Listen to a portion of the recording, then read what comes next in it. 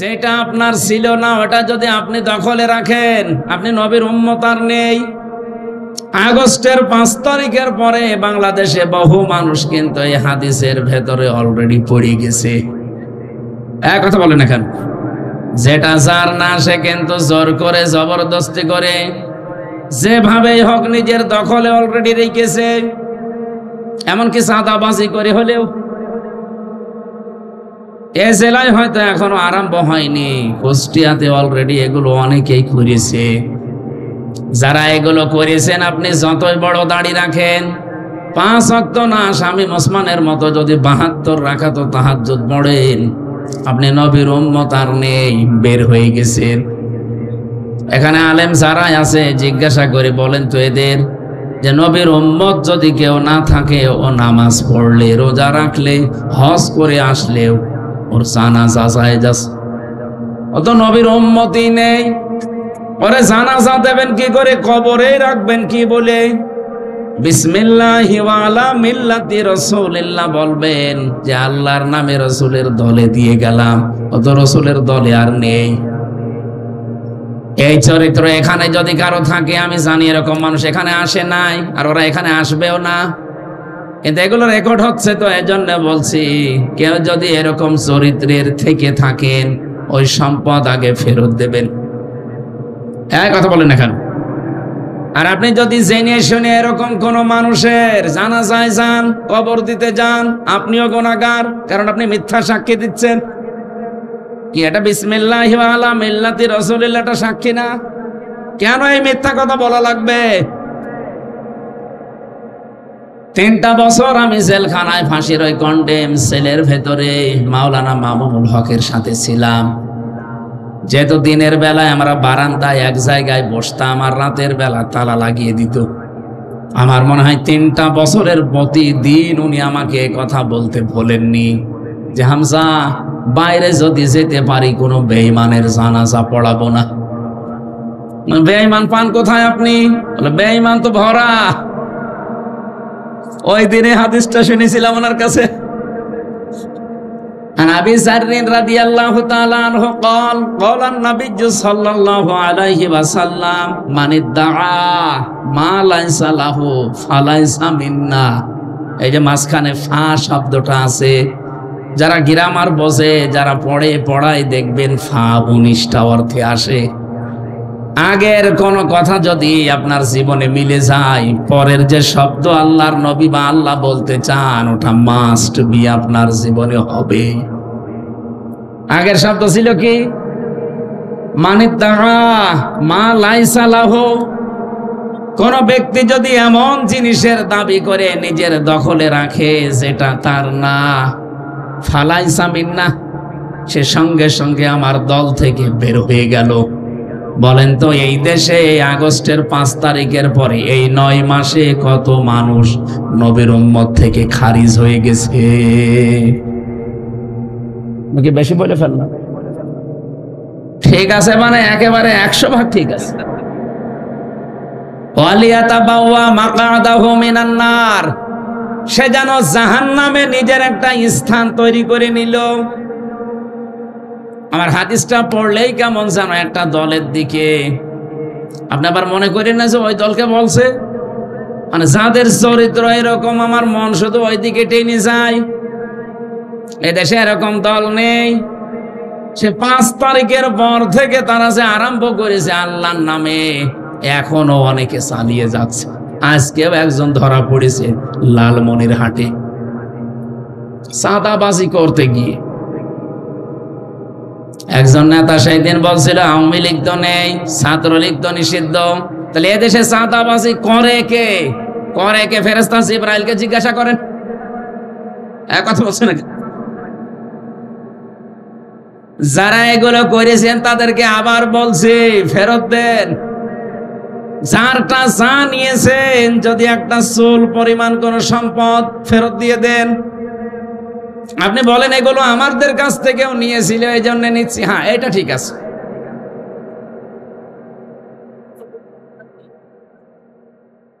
এই যে আমি পরের যে শব্দটা বললাম, এইটা ঠিক আছে। এতদিন যারা আমাদের কাছ থেকে নিয়েছে, ওই জিনিস আমারই ছিল, কিন্তু আমার কাছ থেকে কেড়ে নিয়েছিল বিভিন্ন উল্টাপাল্টা কাজ করে, হয় মামলা দিয়ে, নাই মিথ্যা সাক্ষী দিয়ে, নাই ভয় দেখিয়ে। এরকম কি হয়েছে বাংলাদেশে? এ জেলায় তো আরো বেশি হয়েছে। এজন্য যে জিনিস আপনারই ছিল কিন্তু আপনি হারিয়ে ফেলেছিলেন, অন্য কেউ দখলে নিয়েছিল, অথবা অবৈধ কোনোভাবে এসে ওইটা নিয়ে নিয়েছিল, ওটা যদি আপনি এখন আবার ফেরত পান, আপনার অসুবিধা নেই। এই হাদিসের টিকার ভেতরে দেখবেন, আমি বাইরে জেলে আসতে, জেল থেকে আমি মামুনুল হকের কাছে হাদিস শুনে বহুবার শুনেছি। এটা বাইরে এসে এই হাদিসগুলো আমি মিলিয়ে 61 নাম্বার হাদিস, যতগুলো টিকা আমি দেখেছি হাদিসে, সবগুলো এই যে যা বলছি বাংলায় এইটাই আছে। বিশ্বনবী জানিয়েছেন, কোন জিনিস যদি তোমারই থাকে কিন্তু এটা হাত ছাড়া হয়ে গেছে, ওইটা যদি আবার তুমি ফেরত পাও, তাহলে এই হাদিসের যে শাস্তি, সেই শাস্তির আওতা মুক্ত থাকবা। এই হাদিসের শাস্তি ছিল কি?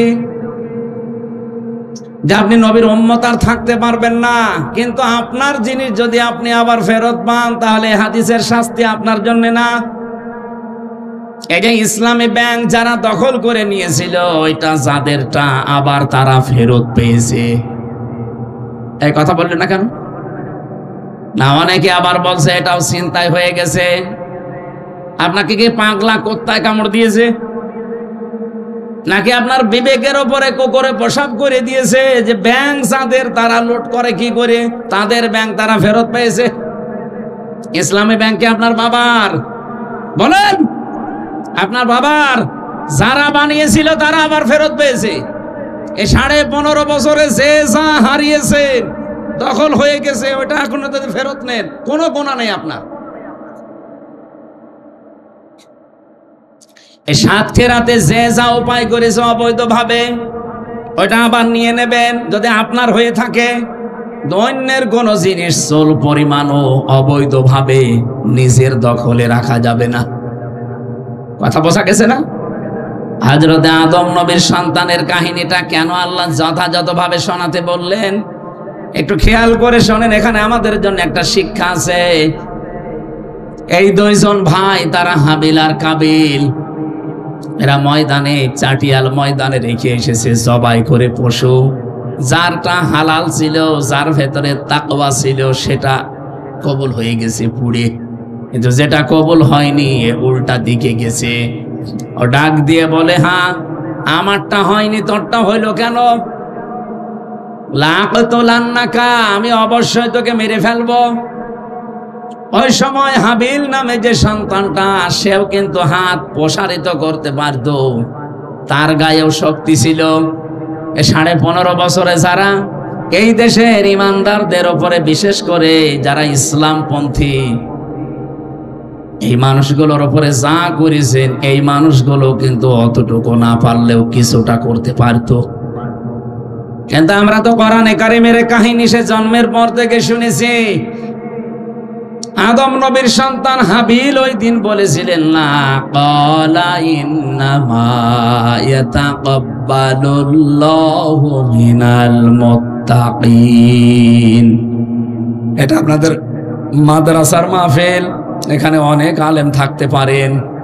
ইন্নার পরে যদি মা যুক্ত হয়, বাংলা অর্থ দাঁড়ায় একমাত্র, কেবলমাত্র, শুধুমাত্র, হবেই হবে, এরাই। 33টা অর্থ আছে।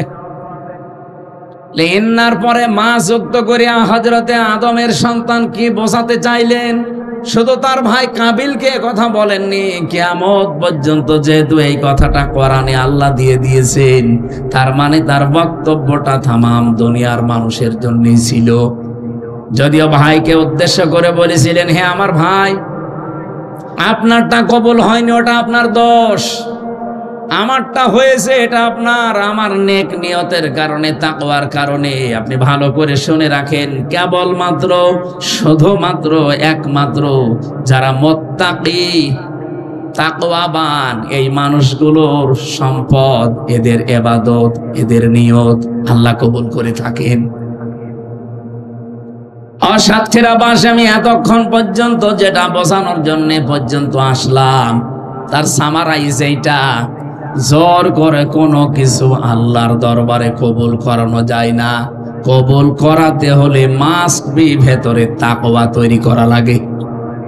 আর তাকওয়া কারে বলে?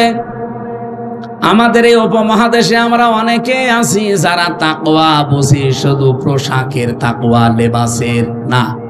শুধু লেবাস আর পোশাকের তাকওয়া আসল না, মাস্ট বি এগুলো লাগবে। কিন্তু নবীজি তাকওয়া বলার সময় বলেছিলেন আত-তাকওয়া হা হুনা, তাকওয়া এখানে থাকে। মানুষের অন্তরে যদি আল্লাহ ভীতি তৈরি না হয়, যেহেতু এই জায়গায় ইঙ্গিত দিলেন কেন? এখন বিজ্ঞান প্রমাণ করে দেখছে মানুষের এই 3.5 হাত বডির ভেতরে একটা গোস্তের টুকরা আছে। আলা ইন্না ফিল জাসাদি মুদগাতুন ইযা সালুহাত সালুহাল জাসাদু ওয়া ইযা ফাসাদাত ফাসাদাল জাসাদু আলা ওয়াহিয়াল কলব। জেনে রাখো, সাবধান, প্রতিটি মানুষের 3.5 হাত বডির ভেতরে একটা গোস্তের টুকরা আছে। ওইটা যদি ভালো হয়ে যায়, ওটা যদি সংশোধন হয়ে যায়, সালুহাত মানে সংশোধন হওয়া, তাহলে পুরা মানুষটাই ভালো হয়ে থাকে। আর ওইটা যদি একবার খারাপ হয়ে যায়, নষ্ট হয়ে যায়, ফাসাদাত ফাসাদাল জাসাদু। ফাসাদ দিলেন কেন? ফাসাদ মানে শুধু বিশৃঙ্খলা না, ফাসাদ মানে শুধুমাত্র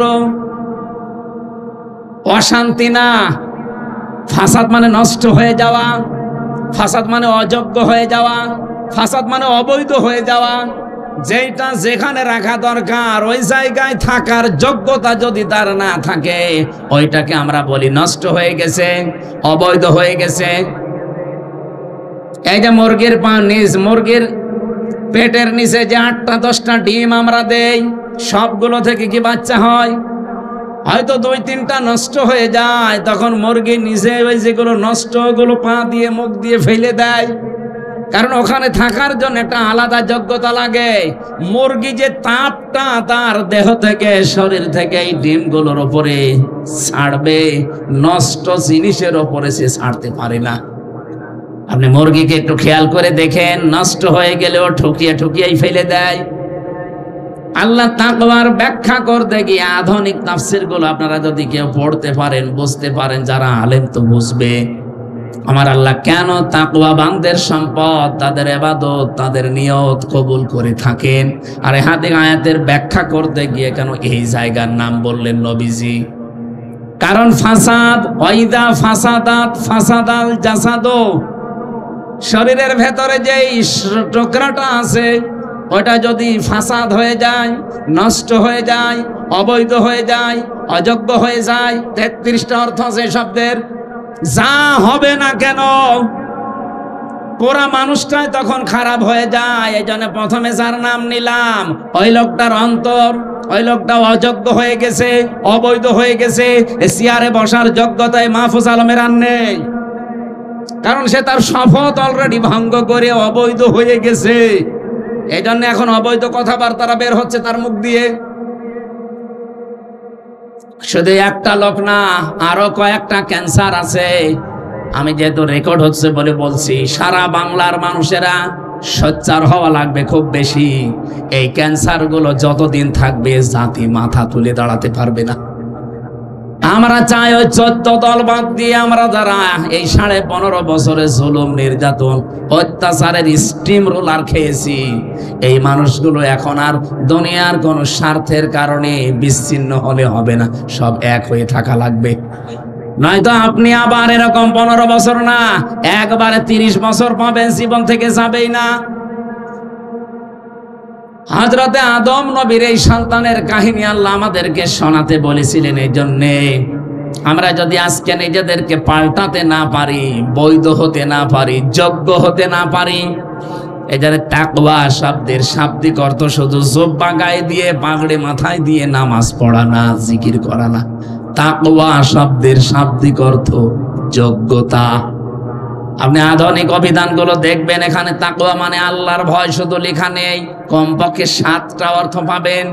1 নম্বরে তো আল্লাহর ভয়, আর একটা লেখা আছে যোগ্যতা, আর একটা লেখা আছে আল্লাহর নিষিদ্ধ কাজ ঘৃণা করে ছেড়ে দেওয়ার নাম তাকওয়া।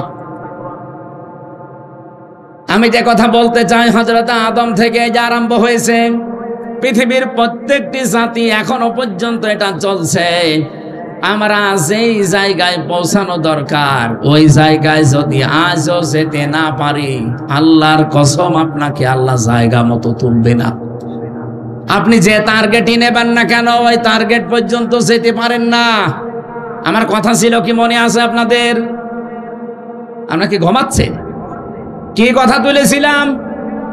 না না, কথা তুলেছিলাম আমি এইটা যে আমরা যদি কেউ জালেম হয়ে যায়, মনে করি জালেমদের সম্পর্কে আল্লাহ কোনো খবর রাখে না।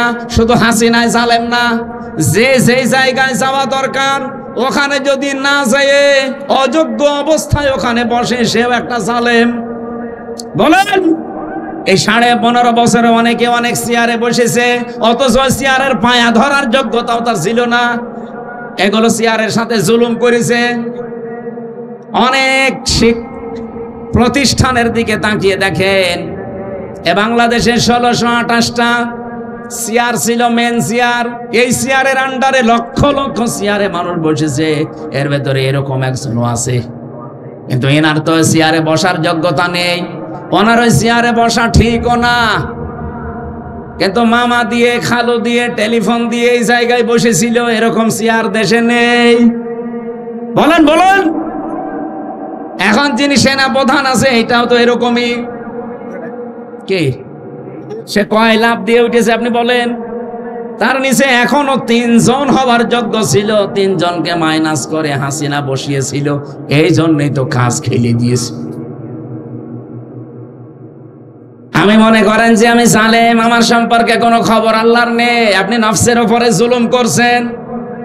এই যে যারা ছাত্র ছাত্রী এখানে আছে, সারা দেশে যারা লেখাপড়া করছে, এই বাবাটা, এনার স্ত্রী, মা, এই 2 জন মিলে কত কষ্ট করে মাসে মাসে 8-10 হাজার করে টাকা পাঠায় আপনাকে। আপনি হোস্টেলে থাকেন, মেসে থাকেন, আপনি বোর্ডিং এ থাকেন, এখানে লেখাপড়া করে যোগ্যতা অর্জন করবেন না। মোবাইল একটা পেয়েছেন, বান্ধবী একটা পেয়েছেন, সারা দিন ওর পেছনে সময় দেন। টাকাগুলো যে আপনি জুলুম করছেন এই বাবার উপরে, আপনি টের পাচ্ছেন? আমার কথার অর্থ বোঝা যাচ্ছে? যে জুলুম করবে সে তার টার্গেটে যেতে পারবে না। একেবারে আদম নবী থেকে শুরু হয়েছিল। এই কাবিল জুলুম করেছিল, এজন্য টার্গেটে যেতে পারে নাই। ও মনে করেছিল এই আকলিমা আর মুসলিমা, আমি একে বিবাহ করব, যে কোনো কায়দায় দরকার ভাইকে মেরে ফেলে হলেও বিবাহ করব। কিন্তু তার টার্গেটে যেতে দেয়নি, একটাই কারণ, কাবিল জালেম ছিল।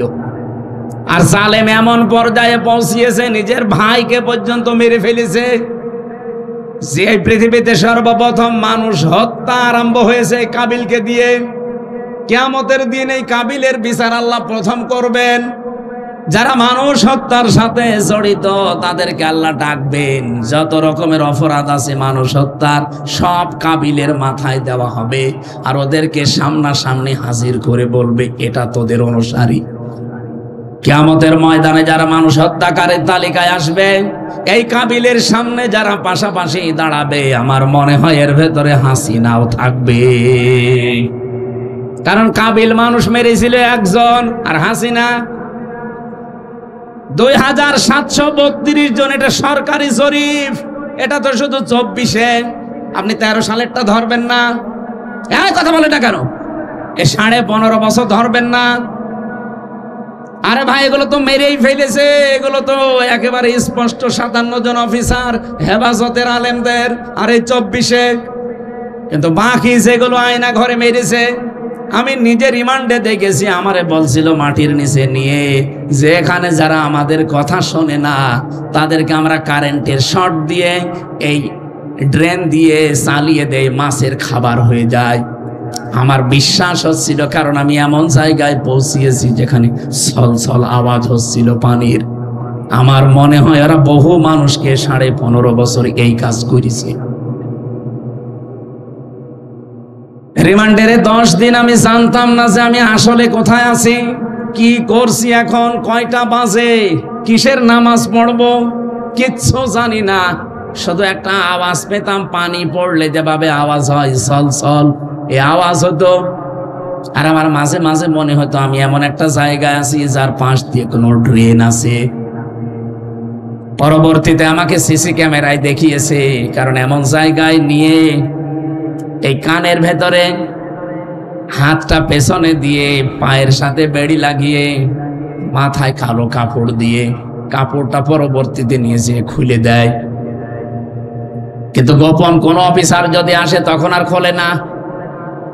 এই 3 বছরের ভেতরে যে আয়না ঘরে ছিলাম, যে কয়দিন আমি দেখেছি, ওই গুরুত্বপূর্ণ সময়গুলোতে ওরা গোপন অফিসারকে আমার দেখতে দেয়নি। ওরা কালো কাপড় দিয়ে চোখ বেঁধে রাখতো। কিন্তু বাকি যে সময়গুলো ছোটখাটো অফিসার আসতো, যখন চোখটা খুলে দিয়ে বলতো আপনি এখনো আছেন, জীবিত আছেন এবং ডাঙ্গায় আছেন। কিন্তু ডাঙ্গায় মানে ওটা মাটির নিচে ঘর, সিঁড়ি দিয়ে মানুষ কোথায় ওঠে বলেন বলেন?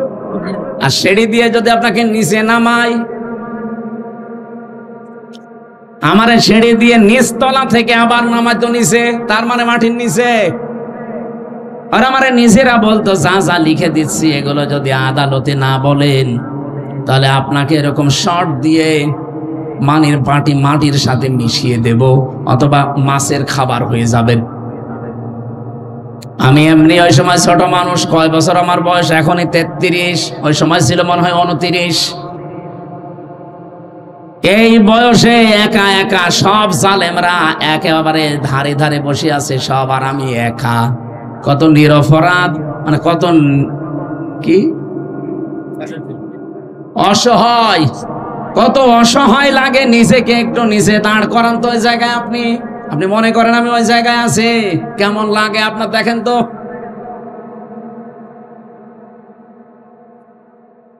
এই মানুষগুলোকে এমনি নিষিদ্ধ করা হয়নি, এদের পাপের বোঝা কোরআনে বলেছে ইন্নামা নুমলি লাহুম লিয়াজদাদু ইসমা, ওদের পাপের বোঝা পরিপূর্ণ হয়ে গেছে। ধরে 1টা 2টা মানুষ হত্যার তালিকায় থাকলে তো হয়, কত মানুষ আয়না ঘরে আমি জানি ওরা বিদায় হয়ে গেছে। কেউ 7 মাস 8 মাস পরে একবার খোঁজ পেত যে এখন আমাকে ডাকবে, 7 মাস 8 মাস পরে একবার ডাকে, হামজা। এমনকি কেউ 10 বছর 12 বছর 14 বছর পড়ে আছে, এদিকে 3.5 হাত, এদিকে সর্বোচ্চ 1.5 হাত।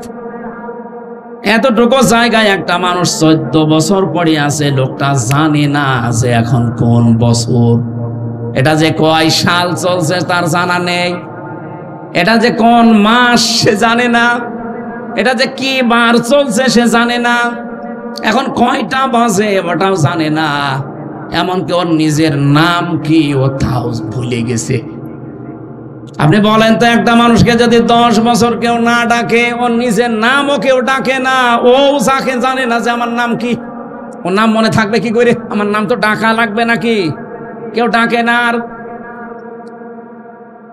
এত বড় বড় নখ হয়েছে তো মানুষের, 4 মাস 5 মাস পরে একবার একটা ব্লেড দেয় না, ওই যে নেল কাটার, ওইটা দেয়। ব্লেড ব্যবহার করা নিষিদ্ধ। ওরা মনে করে ব্লেড দিলে যদি আবার গলায় পোঁচ দেয়।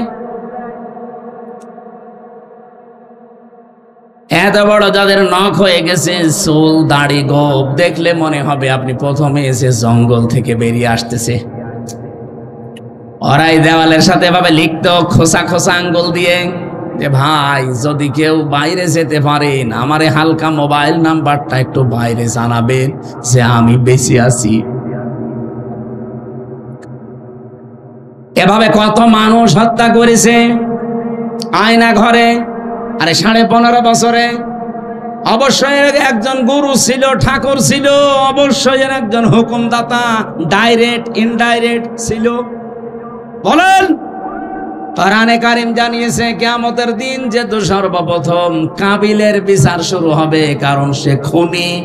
আর এই খুনির সামনে কিয়ামত পর্যন্ত যত খুনি আছে তাদেরকে হাজির করা হবে। আমার মনে হয় কিয়ামতে কাবিলের সামনে হাসিনাও থাকবে। এখানে কাবিলের আশা আমার আল্লাহ পূরণ করেনি। ও যে পর্যন্ত যাবে ও পর্যন্ত আল্লাহ তারা যেতে দেয়নি, ওকে আল্লাহ পরবর্তীতে ধ্বংস করে দিয়েছে। এখান থেকে কি বুঝলেন আপনি? এই পৃথিবীর নিয়মটা এই, কেউ যদি জুলুম করে, জুলুম করলে আল্লাহ তাকে ওর জায়গা পর্যন্ত যেতে দেয় না, তাকে আগেই লেজ কেটে দেয়। এজন্য ইন্না শানিয়াকা, বলেন বলেন, ইন্না শানিয়াকা হুয়াল আবতার, হে নবী ওরাই নির্বংশ হয়ে যাবে। বাস্তবতা এইটাই দেখেছি।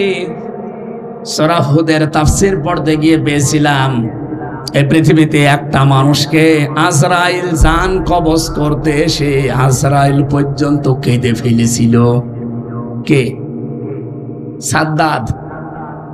এই সাদ্দাদের জান কবজ করতে যেদিন সর্বপ্রথম আসবে, ওই দিন আল্লাহর অর্ডার ছিল ওর মার জান কবজ করো। ওই যে সাগরের ভেতরে ভাসছিল, ওই দিন তাকে, তার মাকে জান কবজ করে নিয়ে যাওয়ার সময় ফেরেশতা আজরাইল কেঁদে ফেলেছিল যে মাসুম বাচ্চাটা এ সাগরের ভেতরে তক্তায় ভাসতেছে, এই অবস্থায় যদি তার মাকে এখন আমি নিয়ে চলে যাই, এ বাচ্চার কি হবে? আল্লাহ বলেন কি হবে ওটা তোমার বিষয় না, ওটা আমার বিষয়, নিয়ে আসো ওর মাকে। এই দিন আজরাইল কেঁদে ফেলেছিল। এটা তাফসীরে তাবারির ভেতরে পাবেন।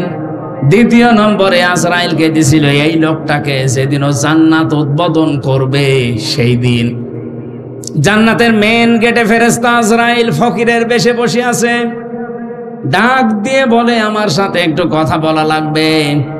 সাদ্দাত বলেছে কে তুমি, এখানে আসলে কি করে? বলে কানটা একটু নিচু করেন ঘোড়ার পিঠ থেকে, কানে কানে বলতে চাই। কান যেই নিচু করে দিয়েছে, মুখ নিয়ে বলছে আমি কিন্তু দুনিয়ার সাধারণ কোনো ফকির না, আমি ফেরেশতা আজরাইল, আমি এসেছি তোমার জান এই মুহূর্তে কবজ করার জন্যে। সাদ্দাত ওই দিন বলেছিল ফেরেশতা আমার একটু সময় দাও, আমি 20 বছর কষ্ট করে 22,000 শ্রমিক কাজে লাগিয়ে আমার আয়ত্তে যত সোনা রূপা ছিল সব কিছু জান্নাতের ভেতরে সাজিয়েছি, শুধু আমি একটু এক নজর দেখবো আর চলে আসবো, এরপরে জানটা কবজ করে নিও। ফেরেশতা আজরাইল ওই দিন এই যে এই কথাই বলেছে, এদিকে তাকান, এই কথাই ওই দিন বলেছিল ইযা জাআ আজালুহুম লা ইস্তাখিরুনা সাআতাও ওয়া লা ইস্তাকদিমুন। এই পৃথিবীতে প্রত্যেকটি মানুষের জন্য, জীবের জন্য হায়াত নির্ধারণ করা আছে। সময় যখন হয়ে যাবে ও লোকটা 1 সেকেন্ড আগেও মরবে না, 1 সেকেন্ড পরেও মরবে না। সুতরাং সময় আমার হাতে আর নেই। তুমি জান্নাত ঘুরে এসে তারপরে ধরা দেবে না, জান্নাতের মেন গেটেও ঢুকতে পারবে না। ও জান্নাতের মেন গেটের যে চৌকাঠ ছিল, ওই চৌকাঠে পা দেওয়ার আগে ঘোড়ার পিঠ থেকে পড়ে গেছে, জান শেষ। তাফসীরে মুফাসসির এখানে লিখতে চেয়েছেন, আমি বললাম তাবারিতে আছে, আপনি একটু বাড়ি যেয়ে যদি পারেন দেখেন শিক্ষার জন্যে। মুফাসসির বলেন তার যে এত আশা, এত আকাঙ্ক্ষা, এত কষ্ট সহ্য করে বানানো জান্নাত, সে আজকে প্রবেশ করতেও পারে না, উদ্বোধন করতেও পারলো না। কেন জানো? কারণ জান্নাত বানাতে গিয়ে যত জুলুম, অত্যাচার, নির্যাতন দেশের মানুষের উপরে করেছিল, তার ভেতরে একজন বিধবা মেয়ে লোক ছিল। একটা বিধবা মেয়ে লোকের স্বামী নেই, মা বাবা নেই, একদিকে এতিম আর একদিকে বিধবা। এই মহিলার শুধু 1 টুকরা স্বর্ণ ছিল, ওর পেয়াদারা যে বলে ওইটাও দেওয়া লাগবে, বাদশার স্বপ্ন পূরণ করা লাগবে, সে জান্নাত বানাচ্ছে। ও বলেছিল এটা নেবেন না, না ওটা লাগবেই। জোর করে যখন নিতে গেছে তখন মেয়েটা মাটিতে গড়াগড়ি দিয়েছিল। ভালো করে খেয়াল করবেন, এখানে একটা শিক্ষা আছে। ওই দিন মেয়েটা বরদোয়া দিয়েছিল রব্বুল আলামিন, ইত্তাকি দাওয়াতাল মাজলুম ফাইন্নাহা লাইসা বাইনাহু ওয়া বাইনাল্লাহি হিজাব। নবীজি জানিয়েছেন, হে পৃথিবীর মানুষেরা যা করো কিন্তু মাজলুমের বরদোয়া থেকে বেঁচে থাকবা, কারণ মাজলুমের বরদোয়া আর আল্লাহর ভেতরে কোনো পর্দা থাকে না। মেয়েটা ওই দিন মাজলুম অবস্থায়, অসহায় অবস্থায়, একদিকে এতিম আর একদিকে বিধবা, এরপরে অসহায়, এরপরে মাজলুম, দোয়া করে বলেছিল মাবুদ আমার শেষ সম্বলটুকু যে জালেম কেড়ে নিল, তার স্বপ্ন সাধ তুমি পূরণ করতে দিও না।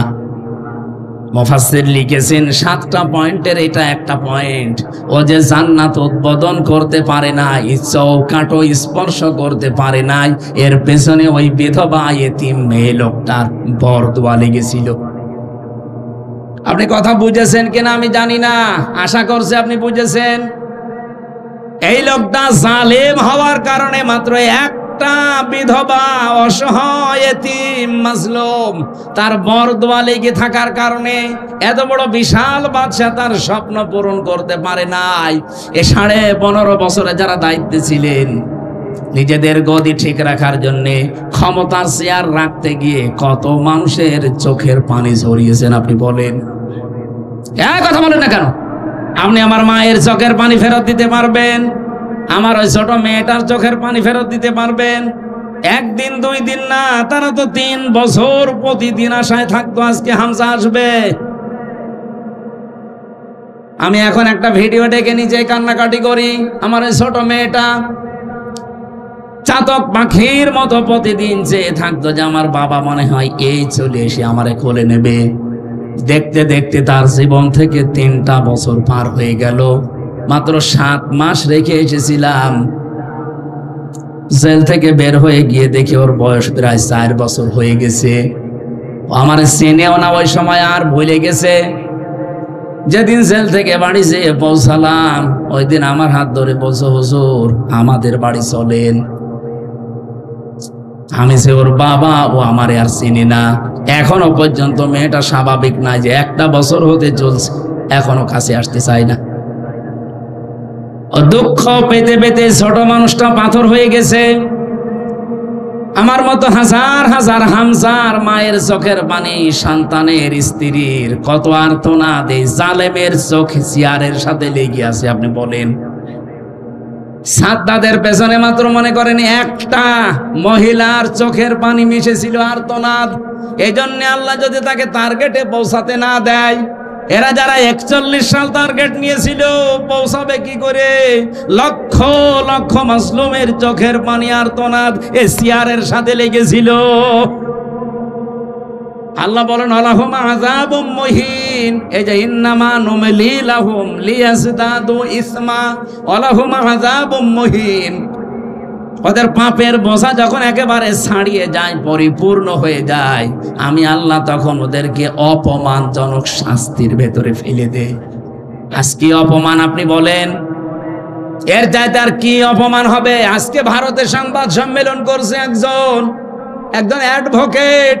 সে বলছে এই নরকের কীট, এই হাসিনার জন্য আমাদের 18.5 কোটি মুসলমানের সাথে, বাংলাদেশের নাগরিকদের সাথে আমাদের ভারতের সম্পর্ক খারাপ। মোদিকে বারবার বলছি ওকে যেন এই দেশে আর রাখা না হয়।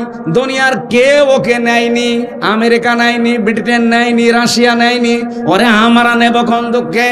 ও যদি নিজের দেশে যেতে পারে যাক, না হলে ও যেন এই দেশ থেকে বেরিয়ে ওইরি যায়।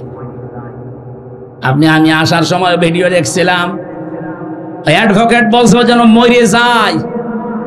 তামাম দুনিয়ার 257টা দেশ তাকে নিতে কেউ রাজি না, শুধু স্বামী বলে একটু নিয়েছে। তাও তো বৈধ স্বামী না, অবৈধ।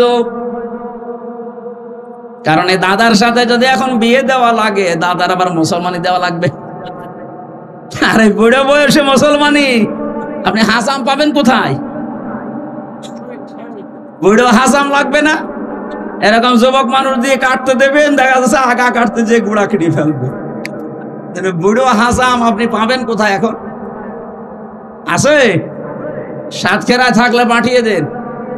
দাদার আগে মুসলমানি দিয়ে নিক, এরপরে কবুল পরে। কেউ রাজি হচ্ছে না। এই যে আমি আল্লাহুম্মা আযাবুম মুহিন সূরা আলে ইমরান পড়েছিলাম, আল্লাহ তাকে নিকৃষ্ট শাস্তির ভেতরে ফেলবে। একেবারে খাপের খাপ আল্লাহ ফেলে দিয়েছে। এই জন্য কোন মানুষ যদি জুলুম করে, জালেম যারা, তাদেরকে আল্লাহ টার্গেট পর্যন্ত যেতে দেয় না, তার আগেই তার লেজ কেটে দেয়। এটা পৃথিবীতে হয়েছে, কিয়ামত পর্যন্ত এইভাবে হবে। এই জন্য কেউ কারো উপরে জুলুম করবেন না। এখনো অনেকে জুলুম করছেন। বাংলাদেশ জামাত ইসলামী এটা একটা মাসলুম দল। ওই 71-এর 47-এর এ সমস্ত ধোয়া তুলে যদি এদের ওপরে আপনি আবার অবিচার করেন, এই 54 বছর দেখলেন না যে বাংলাদেশের চরিত্র ভালো কাদের? এই কথা বলেন না কেন? ওই 71-এর আগের গণগান বাদ দেন। এই দেশে রাজাকারের তালিকা দিয়েছিল না? এই কথা বলেন না কেন? 1000 তালিকার ভেতরে আপনি দেখেন, এই যে আমার কাছে তথ্য আছে, রিপোর্ট করা একেবারে, কারা কারা কি করেছে আমি রিপোর্ট করে এনেছি, আমি নিজের বানিয়ে বলছি না। তালিকায় পেয়েছিলাম জামাত ইসলামের মাত্র 37 জন, তার ভেতরে 13 জন মরে গেছে। বিএনপির আছে 1024 জন, আওয়ামী লীগের আছে 8060 জন, আর অন্যান্য দলে আছে, জাতীয় পার্টি বা অন্যান্য দল মিলে 879 জন। 15 ডিসেম্বর 2019 তৎকালীন মুক্তিযুদ্ধ বিষয়ক মন্ত্রী অকর্মা মোজাম্মেল এই তালিকা প্রকাশ করে। স্বাধীনতার প্রায় 49 বছর পরে জানতে পারলাম যে আসল রাজাকার কারা, এবং রাজাকারের তালিকায় যে ইন্টারনেটে আছে, আপনি নামিয়ে নেন। 2 দিন আগে প্রকাশ পেয়েছে আওয়ামী লীগের তৈরি করা মন্ত্রী মুক্তিযুদ্ধ বিষয়ক, যেটাই অকর্মা মোজাম্মেল, এই শয়তানও নাকি মুক্তিযুদ্ধ ছিল না, এও নাকি ভুয়া মুক্তিযোদ্ধা। আমি যে মাহফুজ আলমের নাম নিয়ে বললাম অবৈধ উপদেষ্টা, এমনি বলি নাই। এই শয়তান কি বলেছে আপনি আজকে দেখেছেন? সেই 71, সেই 47 ওগুলো টেনে আনতেছে। আরে ভাই, ওগুলো মানুষ এখন আর খায় না। 54 বছরে দেশের মানুষ অলরেডি প্রমাণ পেয়েছে যে আসলে মন থেকে দেশের মানুষ ভালোবাসে কারা। আর ওয়াজ করা লাগবে কি দিয়ে আপনাকে বলেন? মাওলানা মতিয়ার রহমান নিজামী কালকে তাকে ফাঁসি দিয়েছে, কালকের দিনে। আল্লাহ ঠিক কালকের দিনেই তাদেরকে নিষিদ্ধ করেছে। কোরআনে পড়েছিলাম, ইন্নাহুম ইয়াকিদুনা কাইদা হুয়া কিদু কাইদা ফামাহিলিল কাফিরিনা আমহিলহুম রুয়াইদা। হে নবী, অবশ্যই তারা ষড়যন্ত্র করে, আর আমি তাদেরকে ঢিল দেই। ওরা ষড়যন্ত্র করেছিল 2016 সালের এই মে মাসের 10 তারিখে রাত 10টা 1 মিনিটে। আল্লাহ পাক ঠিক সেই সময়টাই মনে রেখেছেন। দেখেন, ঢিল দিতে দিতে 9 বছরের মাথায় মে মাসের 10 তারিখে রাত ওরা 10টা 1 মিনিটে করেছিল ফাঁসি, এরা 11টা 5 মিনিটে নিষিদ্ধ হয়ে গেছে। অমাকারু অমাকার আল্লাহু আল্লাহু খায়রুল মাকিরিন। ওরা মকরবাসী করে, ষড়যন্ত্র করে, আর আমি আল্লাহ নিজে কৌশল করি।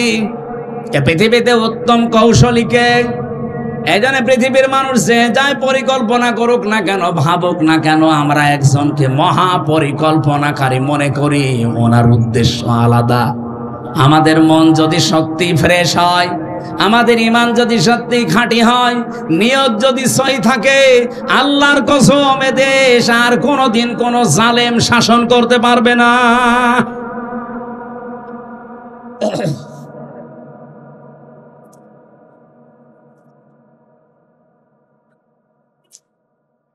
আপনারা যদি মন খারাপ করেন যে না, নাম বললো কেন, আরে ভাই, এটা প্রমাণ বাংলাদেশে অলরেডি হয়ে গেছে।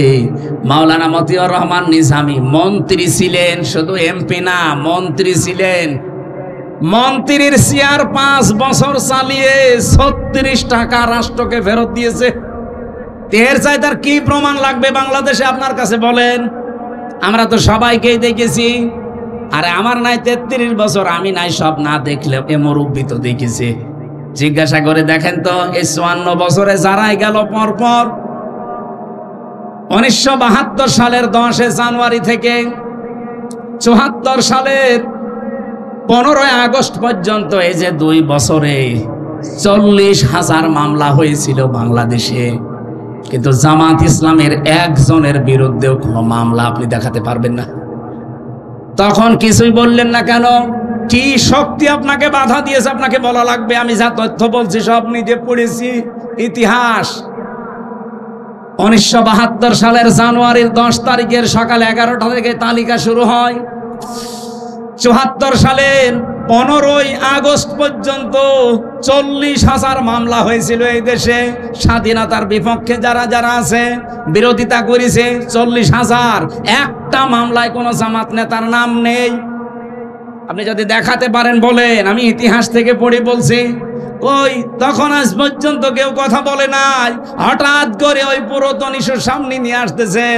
আপনার কোনো মতলব আছে? আপনার মতলব এইটাই, এত বড় ফ্যাসিস্ট, এত একটা জানোয়ার মার্কা দল যারা নিষিদ্ধ হয়েছে, তাদের পেছনে যারা কলকাঠি নাড়িয়েছে তারা ইসলামপন্থীরা।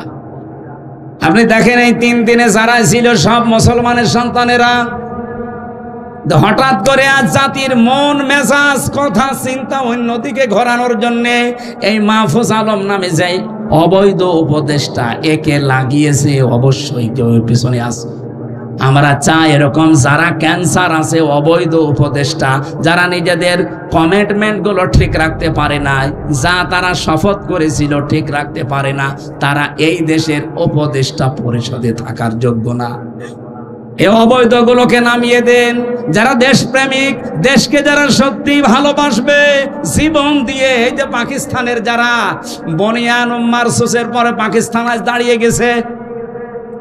বনিয়ান মারসুস এটা কোরআন থেকে সূরা সফের 4 নম্বর আয়াত থেকে নেওয়া। আল্লাহ বলেন, ইন্নাল্লাহা ইউহিব্বুল্লাযীনা ইউকাতিলুনা ফি সাবিলিহি সাফফান কান্নাহুম বুনিয়ানুম মারসুস। অবশ্যই আমি আল্লাহ ভালোবাসি যারা সীসা গলা প্রাচীরের মতো আমি আল্লাহর জন্য জিহাদের ময়দানে সশস্ত্র দাঁড়িয়ে যায়। এখানে শুধু দাঁড়িয়ে যাওয়া না, সশস্ত্র দাঁড়ানোর কথা আছে। কান্নাহুম বুনিয়ানুম মারসুস, যারা সশস্ত্র একেবারে সীসা গলা প্রাচীরের মতো দাঁড়িয়ে যায়। পাকিস্তান 3 দিনে এত বড় জায়গায় এমনি পৌঁছায়নি। আপনি ইতিহাসগুলো 3 দিনের দেখেন। 40 জন নারী পুরুষকে তারা সই নিয়েছে, আল্লাহর নামে শপথ বাক্য পাঠ করিয়ে পাঠিয়েছে। এই বনিয়ানুম মারসুসে এই অপারেশনটা করার জন্য যান। ওরা আল্লাহর নামে শপথ নিয়ে বিদায় নেওয়ার সময় প্রত্যেকটা ক্যাপ্টেনের, আর্মির মার বাবা প্রশাসনকে জানিয়েছে, আমার এই ছেলের যদি সামনে গুলি লাগে নিয়ে আসবা, পেছনে গুলি লাগে নিয়ে আসবা না, সাগরে ফেলে দিবা, বন জঙ্গলে ফেলে দিবা, ও ছেলে আমার দরকার নেই। 40 জনকে ঠিক কোরআনের এই আয়াত মেনে ওরা পাঠিয়েছে। ওরা সব ঠিক মতো আঘাত করে আবার ফিরে এসেছে। একটাও মরে নাই, 40 জনের সব ফেরত এসেছে। মাঝখান থেকে এই গরুর মদ খাওয়া আর এই শুকর খাওয়া জাতি একটা একটা করে সব বিড়ালের মতো কুকুরের মতো মরে পড়েছিল। এমনি নম নম নমস্কার দিয়েছে। নিয়ত যদি সত্যি আপনার ভালো থাকে, বিজয় দেওয়ার মালিক পৃথিবীর কেউ না। বিজয় দেওয়ার মালিক কে? ওয়ালা তাহিনু ওয়ালা তাহজানু ওয়া আনতুমুল আ'লাউনা ইন কুনতুম মুমিনিন। এখানে আলেম না আপনি? শব্দটা আয়াত, কোরআনের আয়াত, এটা কিন্তু আরবি গ্রামার অনুযায়ী ঠিক নেই। একে জিজ্ঞাসা করে দেখেন, ওয়ালা তাহিনু ওয়ালা তাহজানু, ভয় পেও না, চিন্তা করবা না। ওয়া আনতুম আ'লাউনা ছিল, মাঝখানে আলিফ লাম লাগিয়ে দিলেন আল্লাহ কেন? আরবি গ্রামার আমরা যারা পড়ি, পড়াই, বুঝি, বোঝাচ্ছি মানুষদেরকে জিজ্ঞাসা করে দেখবেন গ্রামার অনুযায়ী বালাগাত মান থেকে আয়াতটা ভুল। কারণ মুবতাদা যদি সবসময় মারেফা হয়, খবর হবে বিপরীত নাকেরা। অথচ আল্লাহ আনতুম এটা মুবতাদা, এটা মারেফা। আ'লাউনা এটা খবর, অথচ আলিফ লাম দিয়ে এটাও মারেফা করে দিলেন। আরবি গ্রামারে বলা হয় খবর যদি কোনো সময় মারেফা হয়ে যায় তাহলে ইফিদুল হাসরা, হাসরের ফায়দা দেবে। বাংলা অর্থ দাঁড়াবে হবেই, শেষে হস্যাই লাগাতে হবে, না তো আপনি অর্থ মেলাতে পারবেন না। আল্লাহ বলেন কোনো চিন্তা নেই, কোনো ভয় নেই, বিজয়ী তোমরা হবে যদি মুমিন হতে পারো। ওদের ভেতরে যে ঈমান ছিল আর ওদের যে আকাঙ্ক্ষা ছিল, 3 বছর 9 বছর লাগে নাই, মাত্র 3 দিনে আল্লাহ তাদেরকে বিজয় দিয়ে দিয়েছে। যে সৈন্যটা মরেছে পাকিস্তানের ক্যাপ্টেন, তার বাবা বলেছিল যদি সামনে গুলি লাগে নিয়ে আসবা, পেছনে লাগলে নিয়ে আসবা না। তাকে নিয়ে আসার পরে মাটি দেবে। ওর বাবা বলেছে দাঁড়ান। আমি বলেছিলাম না আমার ছেলেকে নিয়ে আসবেন না যদি পেছনে গুলি লাগে। বলে চাচা আফসোস করবেন না, আপনার ছেলের গুলি পেছনে একটাও লাগে নাই, সামনে গুলি লেগেছে 22টা। এরকম মন নিয়ে বাংলাদেশে এখন হাজার হাজার ওইরকম ক্যাপ্টেন দাঁড়িয়ে আছে। যতই মিথ্যাচার করেন, যতই উল্টা পাল্টা দোষ লাগিয়ে দেন, কিচ্ছু করতে পারবেন না। এ দেশ ইনশাল্লাহ ইসলামের হাতে চলে আসবে। আমি আন্দাজে কিচ্ছু বলি না ভাই। আগস্টের 5 তারিখের আগের রিপোর্ট, এই দেশে মাত্র 100 জনের 15 জন বলতো আমরা এদেশে ইসলাম চাই। এই কথা বলছেন না কেন? আপনি জরিপগুলো দেখেন, আন্তর্জাতিক যে জরিপ আছে, 100 জনের মাত্র 15 জন বলতো আমরা ইসলাম চাই। এখন 100 জনের 77 জন বলছে আমরা এদেশে রাষ্ট্রীয়ভাবে ইসলাম চাই। আওয়ামী লীগ এমনি নিষিদ্ধ হয়েছে। 100 জনের 77 জনে চলে গেছে। 66 জন ছিল 1 তারিখে। আজকে কয় তারিখ? 11 তারিখ। মাত্র এই 10 দিনের ব্যবধানে 77 জন হয়ে গেছে। আপনি আর কিছুদিন যেতে দেন, আমার তো মনে হচ্ছে বাংলাদেশের 100 জনের 100 জন মানুষ বলবে আমরা এই দেশে ইসলাম চাই। আজকের আলোচনার বিষয় যেহেতু বলেছিলাম গিরিপথ, আমি জালেমদের ওই বিষয় আর গেলাম না। আমি আশা করি আপনারা বুঝেছেন, কেউ যদি জুলুম করে তাকে টার্গেটে যেতে দেয় না কে? কারণ সে টার্গেট কার? আল্লাহ। এটা আছে সূরা 25 নম্বর পারা 6 নম্বর পৃষ্ঠা 13 নম্বর লাইনের 42 নম্বর আয়াতে আছে, ইন্নামাস সাবিলু আলাল্লাযিনা ইয়াজলিমুনান নাস। অবশ্যই আমি আল্লাহ মামলা দেব তাদের বিরুদ্ধে যারা মানুষ হয়ে মানুষের উপর জুলুম করে। সুতরাং আগামীতে যারা চেয়ারে বসবেন, কারা আসবেন আমরা জানি না, জুলুম করবেন না, আপনিও কিন্তু টার্গেট হয়ে যাবেন কার? আর আল্লাহর টার্গেটে পড়লে যত 41 সাল 71 সাল টার্গেট নেন, জীবনেও পর্যন্ত যেতে বলেন। সুতরাং জালেমদের সম্পর্কে আল্লাহর খবর আছে না নেই? আমরা আল্লাহর ওপর ওটা ছেড়ে দিলাম। আজ বাংলাদেশে বহু মানুষ এমন এখনো পর্যন্ত মনে করে যে আমি নামাজ পড়ি, রোজা রাখি, পাগড়ি গায়ে পাগড়ি পরি, আমি তাহাজ্জুদের নামাজ পড়ি, দান সাদকা করি, এই তো হয়ে গেল।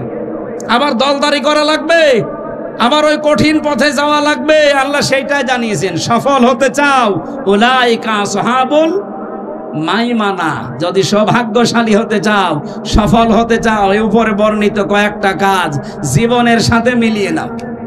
আল্লাহ রাব্বুল আলামিন কয়েকটা নিয়ামতের কথা আমাদের প্রথমে স্মরণ করিয়েছেন, এরপরে দিয়েছেন ফালাকতা হামাল আকাবাতা ওমা আদরাকা মাল আকাবা।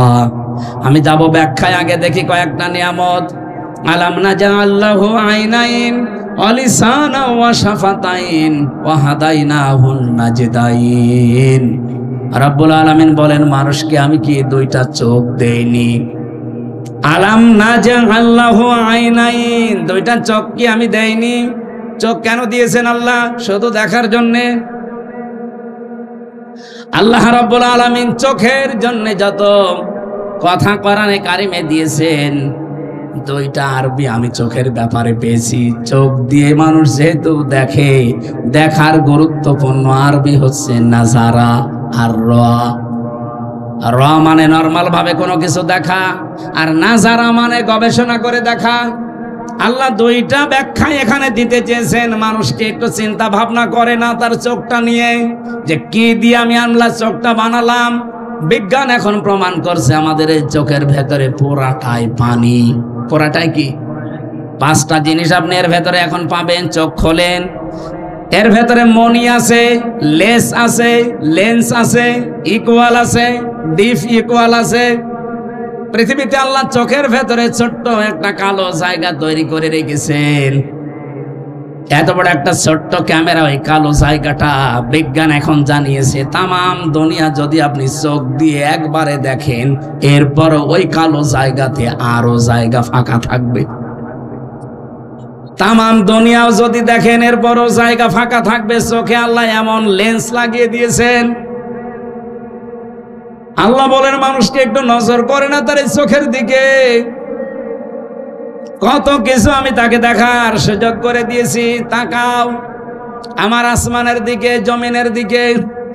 আফালা ইয়াতাদাব্বারুনাল কুরআনা মা আলা কুলুবিন আকফালুহা। সর্বোপরি আমার কোরআনকে তারা একটু দেখে না, ভাবে না, চিন্তা করে না। তার মানে এটা দেখলেই তো আপনি চিন্তা করবেন, ভাববেন। এটা দেখে না, এটা চিন্তা করে না, ভাবে না, নাকি ওদের অন্তর তালাবদ্ধ হয়ে গেছে? ইন্না ফি খালকিস সামাওয়াতি ওয়াল আরদ ইখতিলাফিল লাইলি ওয়ান নাহার লায়াতিল লিউলিল আলবাব। আসমান জমিনের দিকে একটু তাকাতে পারো না? আমি এগুলো তো অনর্থক বানাইনি। এর ভেতরে চিন্তাশীল যারা এদিকে তাকালে তাদের চিন্তার খোরাকে মিলবে। আমি আল্লাহ তাদেরকে সবচাইতে গুরুত্বপূর্ণ দুইটি জিনিস পড়া শরীরের ভেতরে, তার নামেই চোখ। এই চোখের দিকে একটু যেন সে নজর করে। চোখে আবার নজর করে কি করে? চোখই তো মানুষকে নজর করে দেখবে, তাকাবে, যে চোখের ভেতরে আবার নজর কি? আফালা ইয়ানজুরুনা ইলাল ইবিলি কাইফা খুলিকাত। নাজারা শব্দের ব্যাখ্যা বলছিলাম না, শুধুমাত্র দেখার নাম নাজারা না, গবেষণা করে দেখার নাম নাজারা। উঠের দিকে আল্লাহ তাকাতে বললেন, নজর দিয়ে গবেষণার দৃষ্টিতে একটু তাকাও, কেমন ভাবে মরুভূমির জাহাজ বানিয়ে রেখেছি। একটা একটা করে এখানে প্রায় আমি 89টা জিনিস পেয়েছি তাফসিরে। শুধু এই যে নাজাআল্লাহু আইনাইন, আপনি চোখ দিয়ে কি কি দেখতে পারেন আর কি কি নিতে পারেন ওখান থেকে। আলিসানা ওয়া শাফাতাইন, আমি কি মানুষকে একটা জিহ্বা দেয়নি, ঠোঁট দেয়নি, এই যেটা দিয়ে মানুষ কথা বলে? বিজ্ঞান এখন প্রমাণ করছে জিহ্বার ভেতরে আমার আল্লাহ 4500 আচ্ছাদন স্তর দিয়ে রেখেছেন। আপনি যদি 4500 খাবার একবারে জিহ্বার উপরে দিতে থাকেন, একটার পরে একটা, জিহ্বা স্বাদ নিতে নিতে বলতে পারবে এইটার এই স্বাদ, এইটার এই স্বাদ। বাস্তবে এই পৃথিবীতে আজ পর্যন্ত আমার যতটুকু দেখা চোখে, যতটুকু পড়াশোনা করে পেয়েছি, 220 প্রকারের উপরে কোনো খাবার আমি এই পৃথিবীতে পাইনি।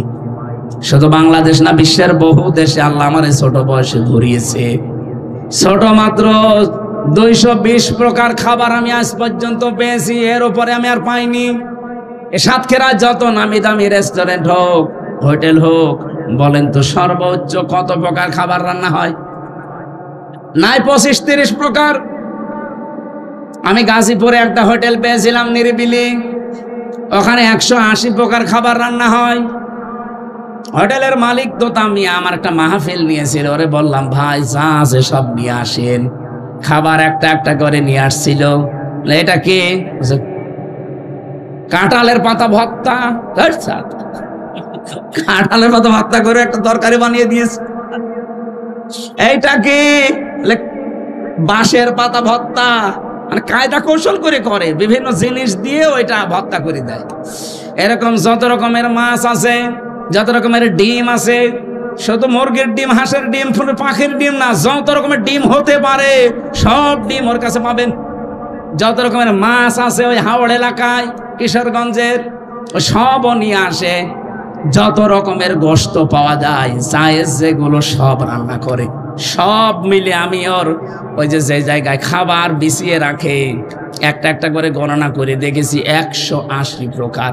এর উপরে আর বলছে আমরা আর পারি না। আর পাবেন কোনে?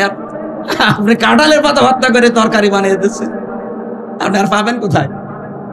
অথচ আল্লাহ ঝট্টায় কয়েক ইঞ্চি জিহ্বার ভেতরে আচ্ছাদন স্তর দিয়েছেন কত? আল্লাহ লিসানান এমনি দিয়েছেন, লিসানা ওয়া শাফাতাইন। আমি কি মানুষকে জিহ্বা একটা দেইনি যেটা দিয়ে সে কথা বলে? ঠোঁট দিয়েছি। শুধু জিহ্বা থাকলেই কথা বলতে পারবে না, ঠোঁট থাকা লাগবে। এই জন্য ঠোঁট কাটা যাদের, ওদের কথা স্পষ্ট হয় না। এই কথা বলছে না কেন? ঠোঁট কাটা যাদের, এমনকি জিহ্বা যদি কারো একটু ছোট হয়, কথা বেঁধে যায়, গোংড়ানো ভাব হয়। আল্লাহ বলেন তোরটা তো এভাবে ছোট করিনি, তোর ঠোঁট আমি কেটে দেইনি, ঠোঁট দিয়েছি দুইটা, জিহ্বা দিয়েছি একটা, কথা বলার মতো যোগ্যতা দিয়েছি।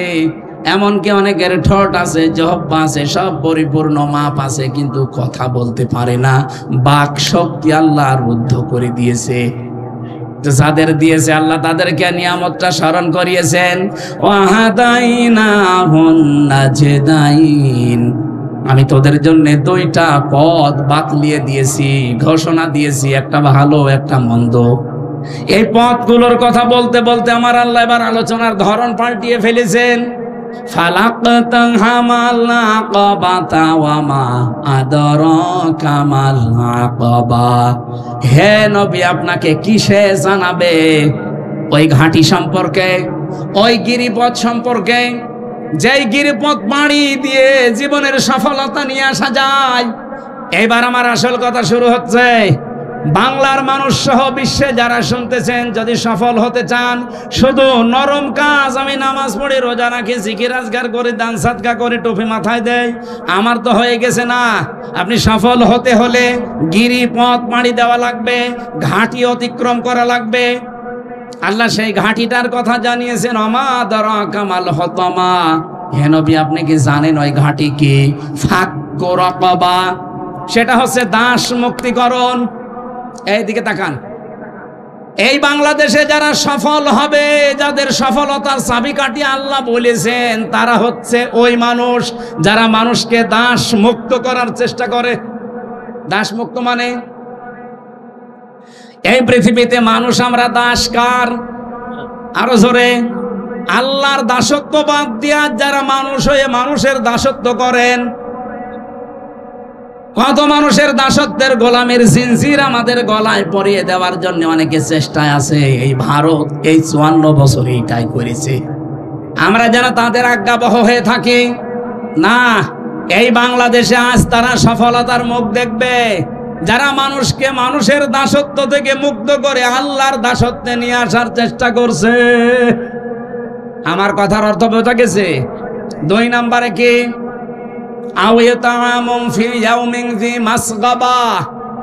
যে মানুষগুলো এই পৃথিবীর ময়দানে এতিমের মুখে খাবার তুলে দেওয়ার জন্য ব্যস্ত।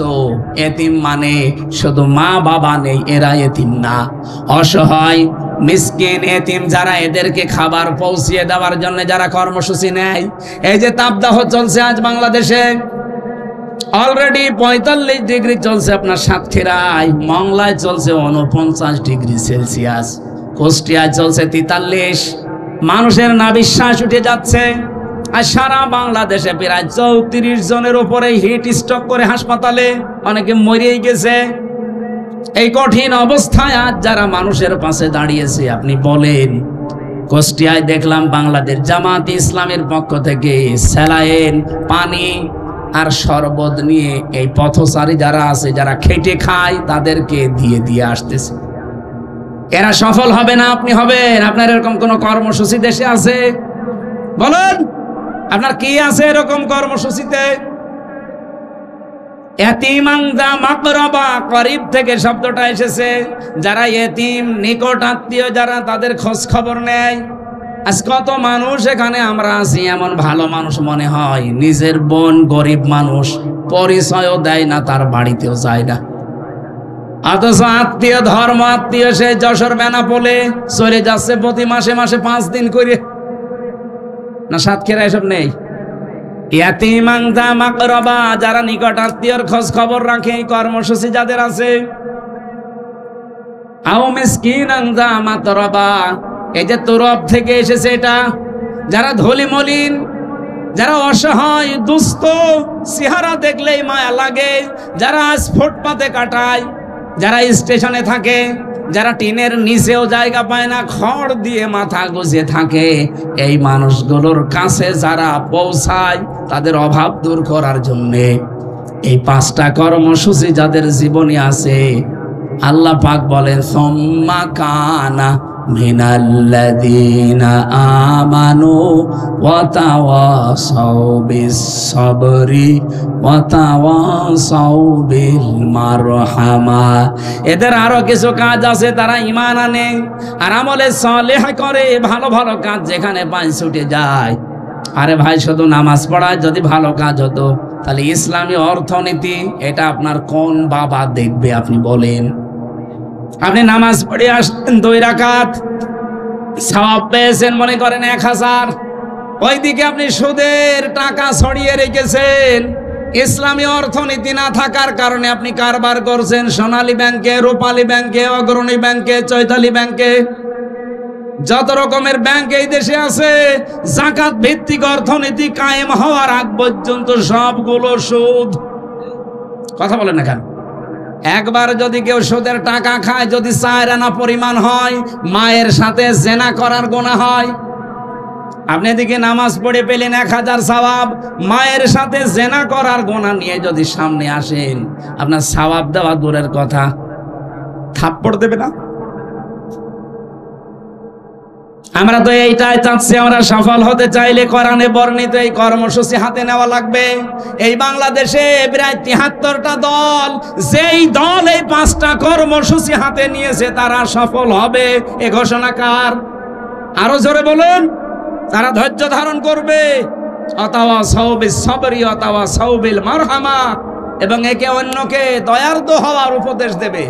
এই যে এত কিছু হয়ে যাওয়ার পরে বহু মানুষ আমাদেরকে বলেছিল যা যা হয়েছে ওইটা আপনারা ওরকম কোপা শামসু হয়ে যান না। আমিরে জামাত প্রথমে ঘোষণা দিয়েছিল ওয়াতাওয়াসাউ বিল মারহামা, আমরা দয়ার্দ। হ্যাঁ, অপরাধ যে করেছে সে শাস্তি পাবে। কেউ যদি ফাঁসির কাস্টে যাওয়ার মতো অপরাধ করে তাকে ফাঁসি দিয়ে দেন, কিন্তু কোনো অপরাধ না করে বিনা অপরাধে কেউ যেন শাস্তি না পায় আমরা মাফ করে দিলাম। সাধারণভাবে এইটা বোঝাতে চেয়েছিলেন এই মারহামার ব্যাখ্যা দিয়ে, আর উল্টা পাল্টা কথা তার নামে লাগিয়ে এই ভুয়া সাংবাদিক কিছু আছে, হলুদ সাংবাদিক যারা আছে, তারা এর কথাকে উলট পালট আগে পরে লাগিয়ে জাতির কাছে কালার করার চেষ্টা করেছে। এই 5টা কর্মসূচি আপনারা আরো বিস্তারিত দেখবেন। আমি রাত 12টার পরে এমনি কথা বলি না, 11টার পরে তুলেছেনই আপনারা রাত 10:50, 11টা, এখন 12:20 বাজতেছে, আর ঠিক হবে না। আমার লিখিত কিছু বই ছিল জেলখানায় লেখা মেয়েদের ওপরে, দাম্পত্য জীবনের সমস্যা এবং তার সমাধান। যদি পান এগুলো নিয়েছেন ওই গাড়ি থেকে, ওই যে ওখানে আছে, মেয়েদের জন্য লেখা আছে, আদর্শ নারীও আছে, যদি পারেন নিয়েছেন। সফলতার জন্য যে কথা কোরআন থেকে বলেছে, আল্লাহ আমাদেরকে এই দলে শামিল হওয়ার তৌফিক দিন, আমিন, আল্লাহুম্মা আমিন। লা হাওলা ওয়ালা কুওয়াতা ইল্লা বিল্লাহিল আলিয়্যিল আযীম। আল্লাহুম্মা গফিরলি ওয়ারহামনি ওয়াহদিনি ওয়াফিনি ওয়ারযুকনি ইয়া রাব্বাল আলামিন। আল্লাহ, সারা জীবনের অপরাধ নিয়ে হাত তুলেছি, জীবনের গুনাহগুলো মাফ করে দাও। আলোচনার সওয়াবগুলো নবীজির রওজায় পৌঁছিয়ে দাও। এই দেশটা নিয়ে যত ষড়যন্ত্র হচ্ছে, দেশি বিদেশি যারা চেষ্টা চালাচ্ছে জাতির সামনে, তাদেরকে ন্যাংটা করে দাও। এ দেশটার সব ষড়যন্ত্র, সব মকরবাজি, কৌশল অপকৌশল, আল্লাহ সব তুমি ধ্বংস করে দাও। দেশটা তুমি কোরআনের হাতে তুলে দাও। চর্ম চোখে যেন দেখে যেতে পারি তোমার কালাম দিয়ে বাংলাদেশ চলছে। রব্বুল আলামিন, আমাদের দায়িত্বে যারা আছে উপদেষ্টা মণ্ডলের ভেতরে, দেশ এবং দেশের শত্রু যারা, ইন্ডিয়ার দালাল যারা, এদেরকে তুমি জাতির সামনে উলঙ্গ করে দাও, এদের অপমান করে বিদায় করে দাও। দেশপ্রেমিক ইসলাম প্রেমিক মানুষদেরকে আমাদের মাথার উপরে আল্লাহ নিয়ে আসো। মা বোনদেরকে তুমি খাদিজার মতো বানিয়ে দিও। মেয়েদের জন্য বইয়ের ভেতরে যত তথ্য দিয়েছি ওইগুলো সব তাদেরকে মেনে চলার সুযোগ দিও। এই মাহফিলটা আল্লাহ তুমি কবুল করো। মাদ্রাসার যত প্রয়োজন আছে, এলাকার মানুষের দিল মন ঝুঁকিয়ে দাও। মাদ্রাসার সফার সহ যত শিক্ষক শিক্ষিকা মণ্ডলী আছে যারা দিন শিক্ষা দিচ্ছে, আল্লাহ তাদেরকে ইখলাসে পরিপূর্ণ করে দাও, তাদের জীবনের অভাব দূর করে দাও। মাওলানা মনোয়ার হোসেন মমিন ভাইকে কবুল করো, যে বাড়িতে এসে বসেছিলাম মিজান সাহেবকে তুমি মঞ্জুর করো। এলাকায় মাটির নিচে যারা ঘুমিয়ে আছে, খবরের আযাব মাফ করে দাও। জালেমদের জিন্দান খানায় আমি অসুস্থ হয়ে গেছি 3টা বছর, আল্লাহ তুমি আমাকে আবার সুস্থ করে দাও। বারাকাল্লাহু লানা ওয়া লাকুম ফিল কুরআনিল আযীম। আল্লাহুম্মা আনসুর ইখওয়ানানা ফি ফিলিস্তিন, আল্লাহুম্মা আনসুর ইখওয়ানানা ফি পাকিস্তান, আল্লাহুম্মা আনসুর ইখওয়ানানা ফি বাংলাদেশ। লা ইলাহা ইল্লাল্লাহু মুহাম্মাদুর রাসূলুল্লাহ। আসসালামু আলাইকুম।